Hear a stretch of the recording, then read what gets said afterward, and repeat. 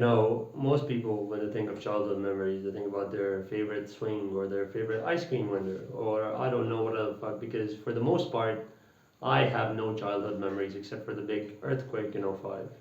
That was my Vietnam. I still have flashbacks to this day. Also, a quick little tidbit, an interesting fact here is that for the longest time, I believe that all that childhood memory shit was made up. Like, nobody remembered anything from their childhood because obviously, if I don't remember anything from my childhood, how can anyone else? I thought it was like the birds and the government, all the birds by the government in the public parks spying on us. One of those things. Starting from great. But apparently not. Other people have real childhood memories. Color me surprised. I thought all that childhood memories bullshit was made up, okay? As fake as the birds sent by the government into the public parks to spy on us. That's what I thought. When I think back on the less illustrious years of my life, what comes to mind is my early and late teenage years. Okay, and the most prominent memory I have from my teenage years is a very strong desire to kill myself. We're starting off strong in this video. Like and subscribe, guys. It's only gonna get better from here. Now, I would be what would be colloquially described as the weird kid. Okay, especially early teenage years, I was definitely the weird kid. Another feeling that I seem to strongly remember from my early and late teenage years is just extreme anger. I don't know what I was angry at, just that I was angry. It ended up with me smashing cheap keyboards so I can replace them with more cheap keyboards and then smash them, take my anger out on. Another prominent feature throughout my early and late teens was video games. And specifically, I was attracted to a very specific type of video game where I could just turn my brain off to ideas. Just focus on the game. Preferably something that required a lot of skill because even all the way back then I was very competitive. Initially it was some fucking Facebook game I don't remember the name of, Critical Ops or some shit. I had 400 ping, and for those who are not in the know, that's not good. That's very bad. And I was a dirty camping sniper, but whenever my bullet did connect with the melon of an enemy sprite, it felt very good. When that plus 400 popped up on the screen, that hit a very specific section in my brain. That felt good. I remember getting into trouble because I stayed up late playing some of these Facebook games throughout my early teen years. I could only play these cheap ass games, however, and because of a combination of the system I had at the time, it was a Pentium 4 or a Core to Do, and for the kids in the audience, you're gonna have to go Google those pieces of technological history. And I had that and a social life in the form of high school friends, or what's the equivalent of high school in my country, Kashmir, which is the 9th and 10th grade. And the thing about these people was that they did not consider me a link in a very long chain of social networks, which they could profit from someday. So it was good. Due to these reasons, my gaming habits were not taking over my life just yet. Time passed and I ended up moving to a different city.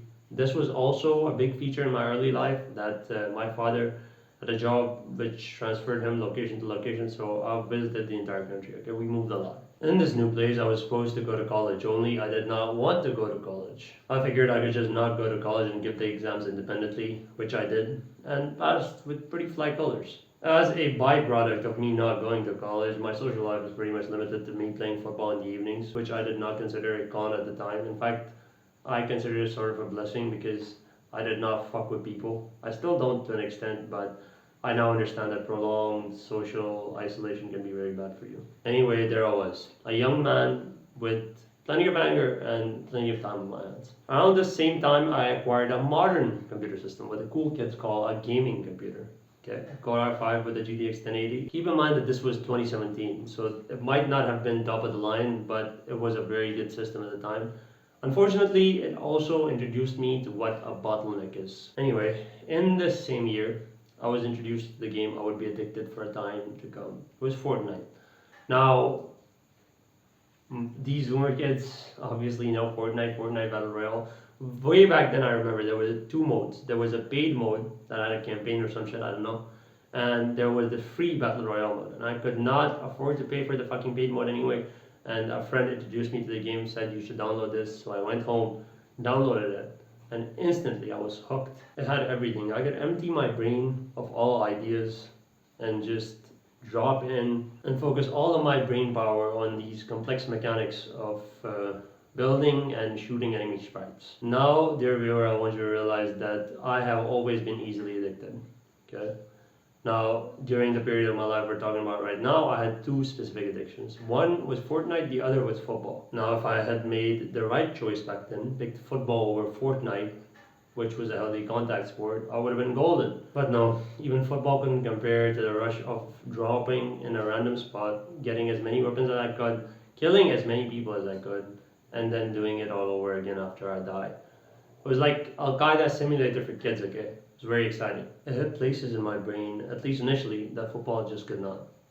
So I was hooked. Playing Fortnite for around 12 hours a day on a laggy DSL connection. Another one the kids will have to Google.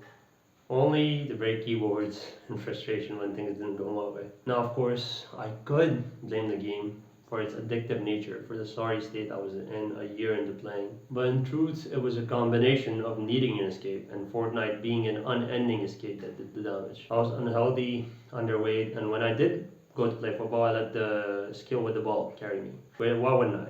I didn't need to run, I didn't need to do anything. Nobody said shit to me. The trap was too perfect. Fast forward 2 or 3 years, I was going to university, my addiction still going strong. It was around this time that Valorant came out.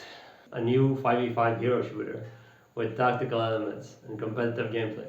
And around this point, I was getting bored with Fortnite. Honestly, it never felt the same after the first few games, I just never realized it.